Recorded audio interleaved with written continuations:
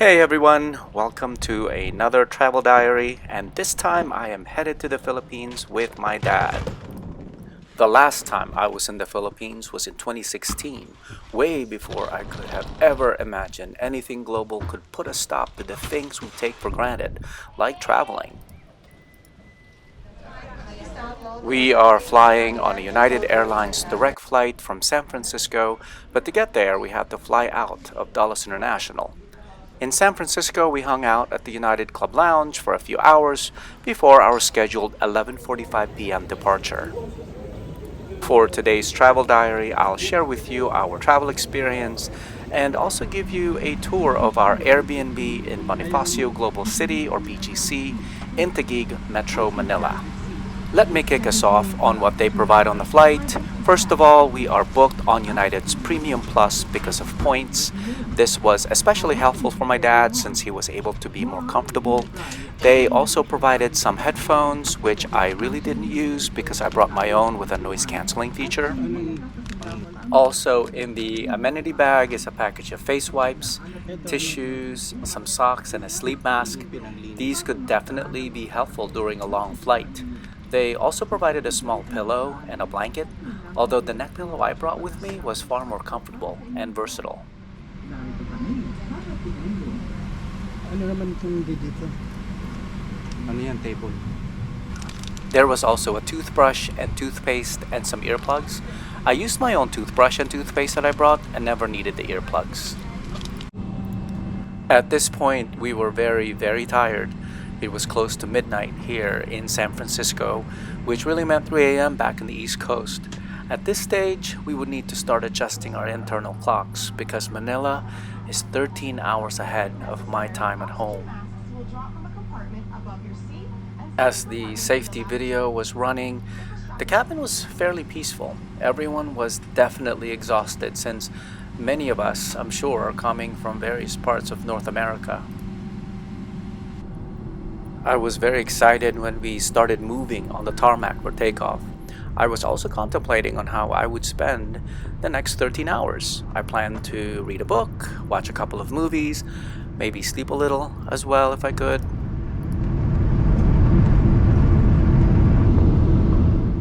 A couple of hours into our flight, they served the meal. I thought the steak was tender and sufficiently seasoned. The bok choy was soft, and so were the potatoes. The salad was I would have expected it, and the chocolate chip cookie was sweet and crispy. Overall, I was very satisfied with the meal.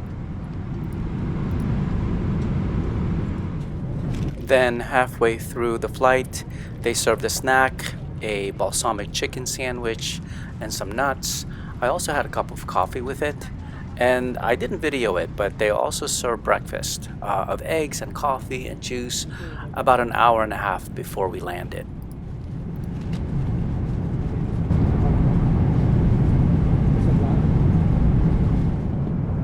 And after hours of darkness, it was nice to see the sunrise, and I will say it looked amazing, 35,000 feet up in the air.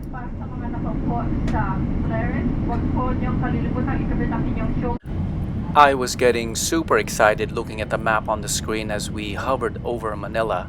So we left for the airport back in the East Coast on Saturday around 10 a.m. and we arrived in NAIA early Monday morning. Adding the 13-hour time difference, it was as if we had been traveling for nearly 2 days. It was mind-boggling. And apparently there was supposed to be a hurricane coming through the day we arrived, and the schools in the city were closed.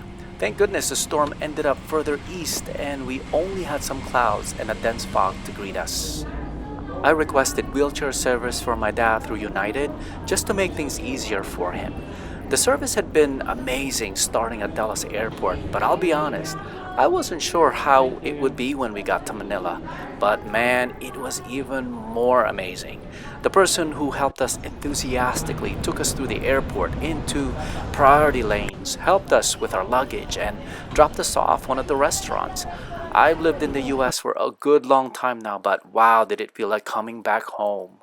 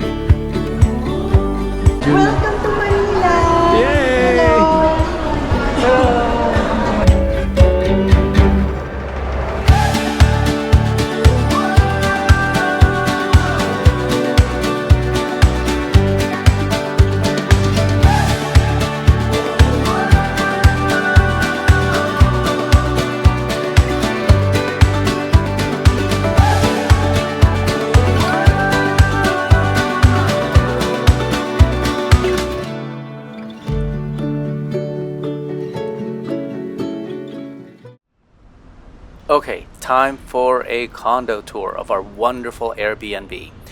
This condominium unit had 3 bedrooms, 2 full bathrooms, a living room, a kitchen, and a laundry room.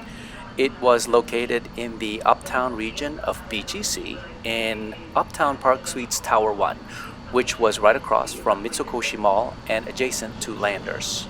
Each room had an air conditioning unit, which kept every room very cool.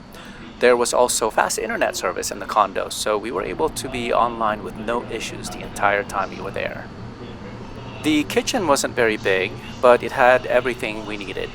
The only cooking I did was really just breakfast. We used the electric kettle for hot water, the microwave to heat up food. There was a coffee maker, but we never used it. For the times we ordered takeout, we were able to use actual plates, glasses, and utensils, which was nice. There was a ton of restaurants literally around our condo building.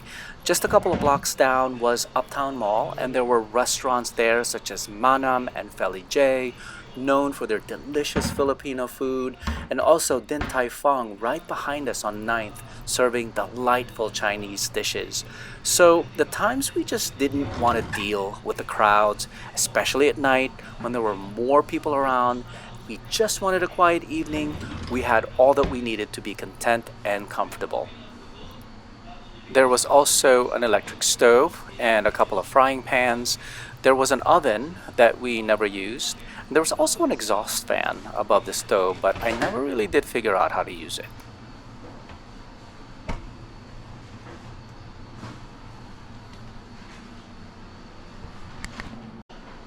Okay, while we're in this area, let's take a peek into this room. It was the laundry room with front-loading washer and dryer. I can't tell you enough how super helpful having these in the condo was. Since I didn't bring a ton of clothes, I ended up doing laundry every 2 days. Being next to Landers, I was able to get some groceries, and this refrigerator was more than enough to safely store some food items, including any leftovers we had.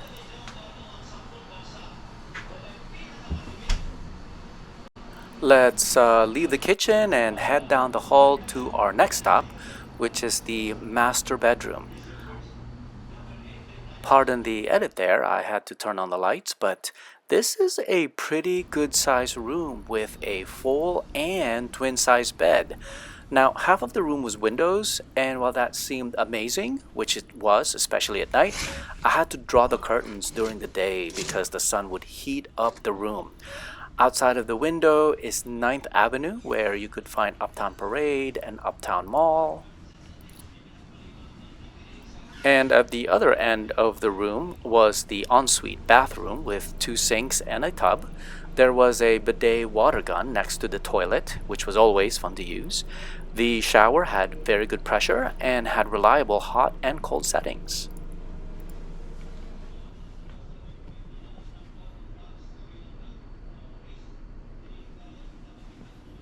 There was a closet in the room which looked like all the others in the condo.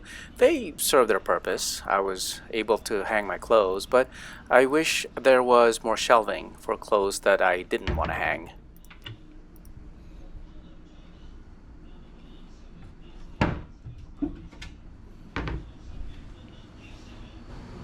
This second bedroom is pretty small, probably the smallest in the entire unit, but it was still very comfortable.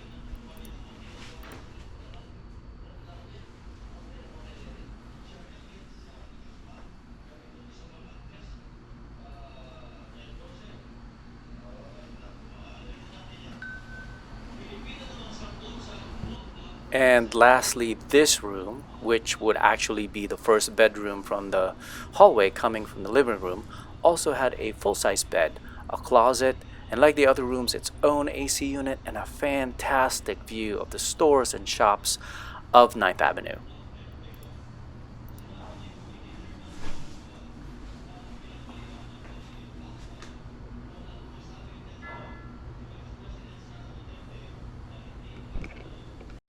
The hallway bathroom has a sink, a shower, and a toilet with a bidet gun. Clean and very functionally laid out well.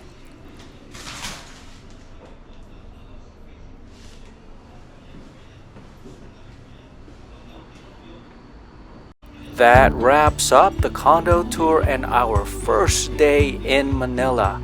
I will say how much we love the decor of our condo with its island theme of wicker and native elements. Such a welcoming theme after being absent here for over 8 long years. And stay tuned for many more travel diaries during my 2-week trip here in the Philippines.